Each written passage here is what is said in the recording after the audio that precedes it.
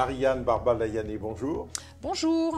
Vous êtes directrice générale de la Fédération bancaire française. Merci d'être venue nous accorder cette interview aujourd'hui dans le cadre des entretiens de l'Académie. Avec grand plaisir. Et je vais tout de suite passer à la première question. Les sentiments que les enquêtes d'opinion, d'une part, le médiateur du crédit, le médiateur national du crédit, d'autre part, diffusent, sont un peu contrastés parce que les enquêtes d'opinion indiquent qu'à 73%, les Français reconnaissent le rôle prépondérant des banques dans le financement de l'activité économique, mais le médiateur du crédit parle de censure, d'autocensure des chefs d'entreprise de ceux qui n'osent pas aller voir la banque de peur d'essuyer un refus. Probablement, ou peut-être, dans un nombre certain de cas, parce qu'ils ont dans le passé déjà connu des difficultés pour obtenir un financement. Alors, quels efforts font les banques pour essayer d'accueillir, d'accompagner, y compris ceux qui n'osent pas trop ? Alors ça, c'est une question qui est très importante pour nous à la Fédération parce que le financement de l'économie et notamment le financement des entreprises est la première priorité stratégique des banques françaises. C'est un choix qui a été fait il y a maintenant bientôt 3 ans.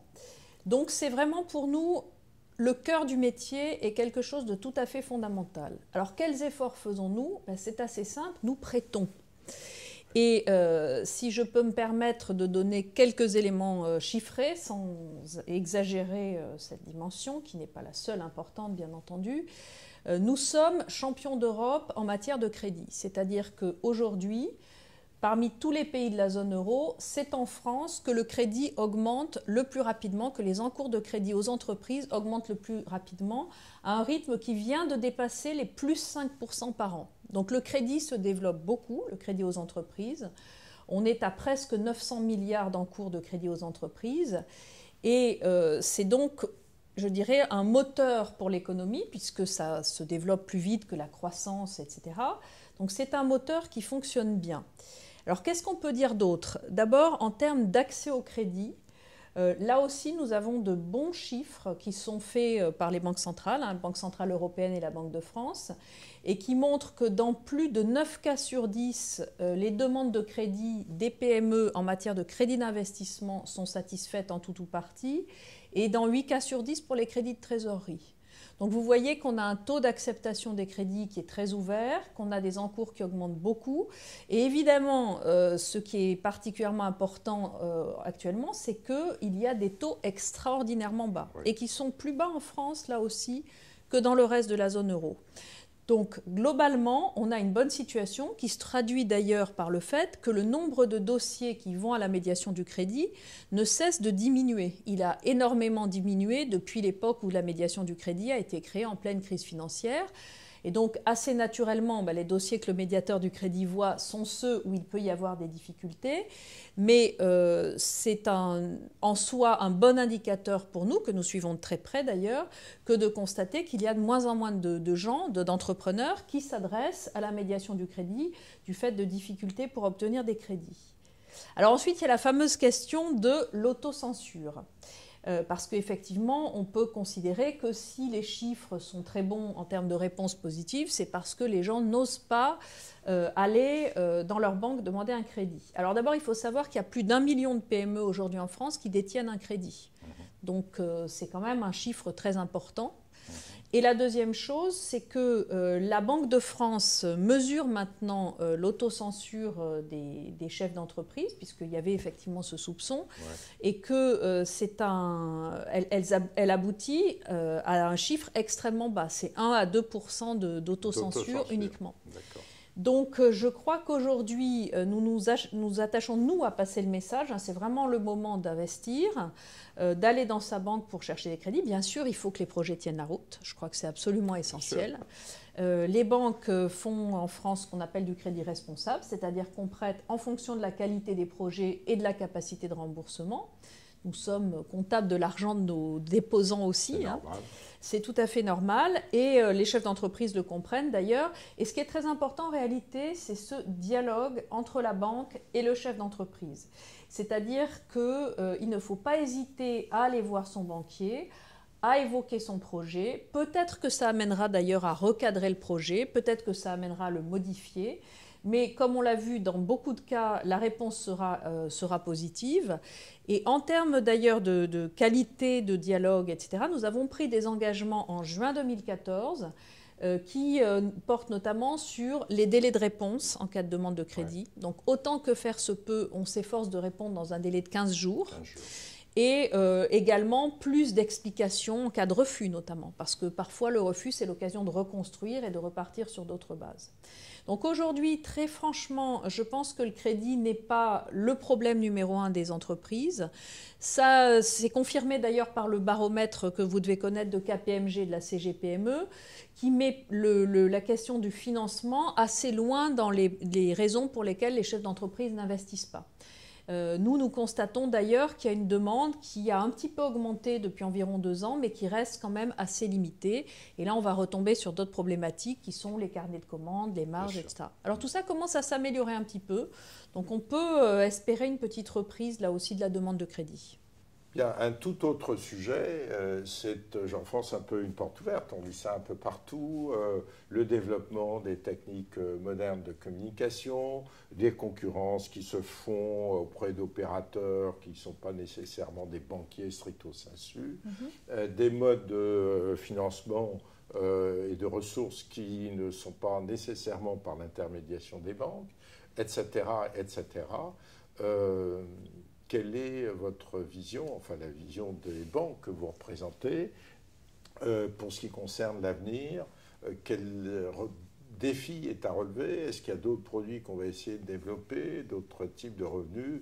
Ou est-ce qu'on voit quand même des banques actuellement se séparer d'un certain nombre de collaborateurs? Quelle est votre vision? Quelle est la vision des banquiers de la place sur leur propre avenir? Alors la banque est aujourd'hui confrontée à 3 très grands défis en fait. Le premier, c'est celui de la réglementation, qui ne cesse de s'alourdir depuis la crise financière, avec de bonnes raisons d'ailleurs. On a très bien compris qu'il y avait besoin de re-réglementer, mais c'est vrai qu'aujourd'hui nous sommes très inquiets des travaux du comité de Bâle, notamment sur notre capacité d'ailleurs à continuer à faire du crédit de manière très active, comme on le fait notamment pour financer les entreprises. Donc ça, c'est le premier défi, la réglementation. Le deuxième défi, c'est le contexte de taux. On a aujourd'hui des taux bas, des taux qui sont négatifs à la Banque centrale européenne pour les banques, c'est-à-dire quand les banques déposent leur argent à la Banque centrale européenne aujourd'hui, ça leur est facturé, moins 0,40. Donc on est dans un univers tout à fait atypique, avec une courbe des taux qui est très plate et qui fait que là où les banques gagnent normalement, traditionnellement leur argent, c'est-à-dire en faisant de la transformation, entre le taux court auquel elles se financent et les taux longs auxquels elles prêtent, en intégrant bien sûr le coût du risque, le coût des fonds propres, etc., eh bien, c'est plus difficile aujourd'hui. Donc ça, c'est effectivement un défi important qui sera sans aucun doute un des sujets des années à venir, puisque la politique de la Banque centrale européenne sera à l'ordre du jour, je dirais, assez rapidement pour voir comment vont évoluer ces taux. Le troisième sujet, vous l'avez évoqué, c'est la révolution numérique. Alors ça, ce n'est pas forcément quelque chose de négatif pour les banques. Les banques sont d'ailleurs des acteurs digitaux. Pour celles qui ne se bougent pas suffisamment vite. Mais les banques qui ne se bougent pas suffisamment vite, moi je n'en connais pas beaucoup, parce que vous, en tant qu'utilisateur, vous ne faites plus aujourd'hui de virement en vous rendant au guichet de votre banque, en rédigeant sur un formulaire, etc. Vous utilisez l'application de votre banque, ou vous utilisez le site internet de votre banque, et ça fait bien longtemps. Et je parle du virement parce que c'est un exemple quotidien et que chacun voit ce que je veux dire. Mais il est bien évident que les banques ont commencé depuis longtemps à s'adapter au monde numérique, et qu'elles y sont extrêmement présentes, qu'elles en sont de très grands acteurs. Elles jouent d'ailleurs un rôle très important Pour la filière des fintech, qui sont des entreprises innovantes dans le domaine de la finance, elles jouent un rôle très important d'entraînement sur l'ensemble de la filière, parce que le fait d'avoir de très grands acteurs comme les grandes banques françaises qui peuvent servir de référence pour les innovateurs lorsqu'ils vont aller se projeter à l'étranger, s'ils ont eu un contrat avec tel ou tel de mes grands adhérents, évidemment c'est un plus considérable et les banques évidemment sont elles-mêmes très demandeuses de ces innovations et elles jouent un rôle important de détection, d'accompagnement, etc. Donc qu'est-ce que cela veut dire pour les banques? Ça veut dire que les usages clients évoluent à vitesse grand V. Aujourd'hui, on a près de 80% des clients qui consultent leur solde par Internet, une proportion de près de 70%, entre 65 et 70% qui fait les opérations type virement, etc. par Internet. Donc, par définition, les usages clients évoluent et évoluent très vite, y compris sur la fréquentation des agences bancaires, où on voit qu'aujourd'hui, il y a seulement un client sur 5 qui se rend au moins une fois par mois dans son agence. Il y a 5 ou 6 ans, c'était la moitié des clients. Donc ça veut dire que les banques ont un vrai défi d'adaptation et de transformation, mais qui doit conserver ce qui est l'ADN de la banque française, c'est-à-dire la proximité, parce que les clients sont aussi très demandeurs de cela. Nous, dans les études que nous faisons chaque année, le conseiller bancaire est plébiscité. Il est considéré comme, je dirais, le modèle souhaité par la plupart des clients bancaires, des clients de la banque de détail.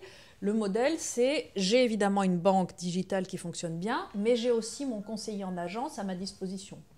Un autre aspect, c'est est-ce que la concurrence avec les autres opérateurs pris de façon générale sont dans des termes de concurrence, de transparence, d'égalité qui vous paraissent équitables? Ça, c'est un vrai sujet, effectivement. C'est-à-dire, comme vous le savez, je l'ai évoqué, la banque est une activité extraordinairement réglementée. Oui. Et ce, pour de bonnes raisons. Alors, la réglementation n'est pas toujours bien adaptée, etc. En tout cas, pour de bonnes raisons. Il s'agit de protéger les épargnants, de protéger les données des clients, de protéger les comptes bancaires.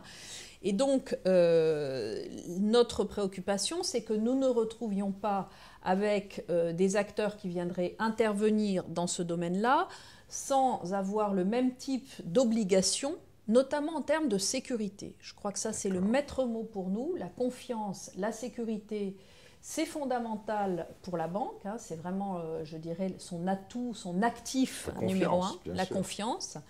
Et donc, nous souhaitons que lorsque l'on ouvre des marchés à de nouveaux intervenants, ces nouveaux intervenants aient des contraintes de sécurité, dûment contrôlées d'ailleurs, parce que c'est très important non seulement de fixer des obligations, mais de les contrôler. C'est quelque chose que nous connaissons bien, nous, dans le secteur bancaire, qui est un secteur très contrôlé et très supervisé. Eh bien, c'est très important que les nouveaux acteurs ne viennent pas affaiblir le niveau de sécurité général. D'accord. Alors, dernière question, c'est peut-être en lien avec la sécurité, d'une certaine manière. Depuis le 1er janvier 2016, un texte est passé du fait de la d'une directive européenne transposée en 2015 sur la possibilité de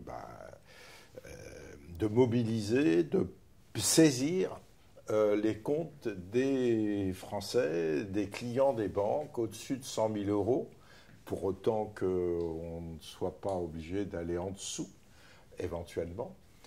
S'il n'y a plus assez d'argent, on peut être amené à aller un peu en dessous de 100 000 euros. Et donc, c'est les clients des banques qui, d'une certaine manière, jouent le rôle des actionnaires de la banque. La banque a une difficulté, ses fonds propres sont presque envolés ou quelque chose dans ce goût-là, et on va prendre l'argent, on va saisir l'argent des clients qui ont plus de 100 000 euros. Alors ça, c'est une interprétation tout à fait particulière, si je peux me permettre, parce qu'en fait, tous les textes qui ont été pris ont visé justement à renforcer la protection des clients et la protection d'ailleurs des États, donc des contribuables, face aux difficultés bancaires. Donc, en fait, de quoi parle-t-on ? C'est vrai que l'Europe s'est penchée, comme d'ailleurs les autorités internationales, sur ce qui se passe en cas de difficultés bancaires. Et la première des exigences qui a été posée, ça a été d'abord vis-à-vis des banques de renforcer leur propre solidité. Donc les fonds propres des banques ont doublé depuis la crise, par exemple. D'accord. Ensuite, dans le cadre de ces réflexions sur, mais au fond, si tout ça ne suffit pas, on a traité la solvabilité des banques, on a traité la liquidité, si tout ça ne suffit pas et qu'il y a un problème quand même, qu'est-ce qui se passe? Ouais. Alors là aussi, je vous rassure, on s'adresse d'abord aux banques elles-mêmes.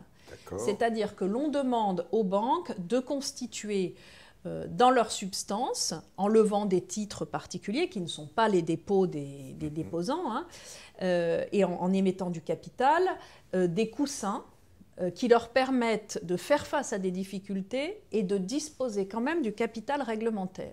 C'est ce qu'on appelle dans notre jargon le TILAC, le MREL, peu importe.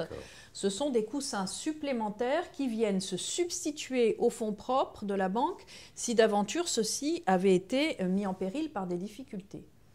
Et puis si d'aventure ça ne suffisait pas, on a aussi mis en place ce qu'on appelle des fonds de résolution, qui sont des fonds qui sont d'ailleurs abondés par les banques elles-mêmes, hein, qui contribuent à ces fonds de résolution, et qui peuvent être mobilisés, le cas échéant, pour venir encore s'ajouter aux fonds internes que la banque a mis en place pour faire face à des difficultés. Donc, et si ça ne suffit pas? Alors, et si ça ne suffit pas, il reste pour les déposants, au-delà de, pour les 100 000 euros que vous mentionnez, il y a des fonds de garantie qui sont des fonds de garantie des dépôts qui sont là aussi externalisés.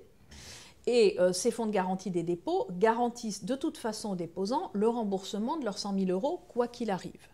Donc vous voyez qu'on a sécurisé les banques elles-mêmes, qu'on a mis en place des fonds spécifiques pour intervenir en cas de difficulté, et que vraiment, si tout allait très très mal, il reste encore les fonds de garantie des dépôts.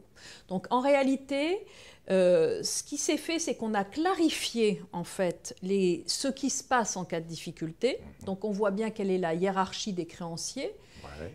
Ce qui n'était peut-être pas d'une clarté absolue avant, mais on a placé de tels filets de sécurité qui n'existaient pas et qui sont aujourd'hui soit en place, soit en cours de constitution, que très franchement, on est clairement aujourd'hui dans une situation dans laquelle les dépôts sont beaucoup mieux protégés qu'ils n'ont jamais été. Je ne mets pas en doute votre franchise. Cependant, si tous ces verrous, y compris le fonds de sécurité qui doit être doté de quelques petits milliards actuellement, qui sont sûrement impressionnants, mais face à une vague énorme qui serait très vite consommée pour apurer les difficultés, au-delà du fonds de garantie, il est quand même clair qu'au-dessus de 100 000 euros, si on est capable de rembourser 100 000 euros, mais au-dessus de 100 000 euros, on peut être saisi quand on est client d'une banque. Alors ça, c'est franchement très théorique, c'est ce que j'ai essayé d'expliquer. D'abord, le fonds de résolution... Sur le plan juridique, mais pourquoi aurait-on fait un texte si c'est pour enfoncer une porte théorique ouverte? Il ne s'agit pas de faire un texte pour enfoncer une porte ouverte, il s'agit de faire un texte pour préciser effectivement dans quel rang les créanciers de la banque pourraient être appelés en cas de difficulté. Et je voudrais surtout revenir sur les quelques milliards d'euros. Au niveau de la zone euro, le fonds de résolution qui est constitué, il va être porté à 55 milliards d'euros. Donc ça commence à faire des sommes relativement confortables. Et encore une fois, ce qui est surtout exigé des banques, c'est qu'elles se mettent en situation, en fait, directement ou indirectement, je ne vais pas rentrer dans le détail qui est très technique, de doubler leur capital pour pouvoir renouveler leur capital, leurs fonds propres, si jamais ceux-ci sont complètement épuisés. Donc vous voyez bien qu'en fait, on ne s'est pas contenté de dire voilà dans quel rang les créanciers. Bon, évidemment, les premiers qui seraient appelés, ce sont les actionnaires. Hein. Si les fonds propres disparaissent, ça veut dire que les actionnaires ont perdu leur investissement. Mais au-delà de ça, on a véritablement posé des exigences beaucoup plus fortes qu'il n'y en a jamais eu dans le passé, sur la nécessité pour les banques d'être plus solides et d'être plus à même de faire face à des difficultés. Je crois que c'est ça qu'il faut retenir. Je vous l'accorde. Je vous l'accorde. À titre personnel, j'aurais imaginé que ceux qui font des lois ou des directives prévoient une fois pour toutes de ne pas laisser au hasard d'un président qui laisserait Lehman Brothers chuter et provoquer une crise qui dure encore un peu. Ou, comme ça a été le cas en France, de mettre sur la table des dizaines et des dizaines de milliards d'euros. J'avoue que quand une banque se trouve en état de cessation de paiement, il me semble que c'est l'État qui doit prendre. Alors vous dites les contribuables pour me renvoyer la balle des clients des banques, mais l'État est le seul à même de faire tourner la planche à billets pour pouvoir faire face à un problème majeur qui pourrait advenir dans une banque. Écoutez, permettez-moi de vous rassurer. Oui. L'État n'est pas seul, parce que dans les multiples dispositions de renforcement de la sécurité des banques, il y a eu la création d'autorités spécifiques, qu'on appelle les autorités de résolution. Et si d'aventure Lehman Brothers revivaient les difficultés qu'il a vécues à l'époque, il commencerait par être traité par l'autorité de résolution, qui lui aurait préalablement imposé d'augmenter, de multiplier par 2 à peu près son capital ou ce qui est transformable en capital. Donc il pourrait à ce moment-là faire intervenir les fonds résolvables dans un affreux français. Il pourrait recourir au fonds de résolution. Donc ce qui s'est produit à l'époque ne se produirait plus du tout dans les mêmes conditions. D'accord. Donc, il y a plein de filets de sécurité et donc on est mieux protégé. Honnêtement, les dépôts n'ont jamais été aussi bien protégés que maintenant. Oui. Mais alors, vous devriez peut-être faire un effort pédagogique parce que je ne suis pas certain que ce message ait atteint le public et je suis ravi que vous ayez ce soir l'occasion de nous expliquer. C'est l'occasion de le dire, oui, en effet. Je crois qu'on peut le dire sans risque de se tromper. Les dépôts sont mieux protégés aujourd'hui qu'ils ne l'ont jamais été. Et donc, nous ferons l'effort de pédagogie que vous nous suggérez. Eh bien, merci. Mais je vous en prie.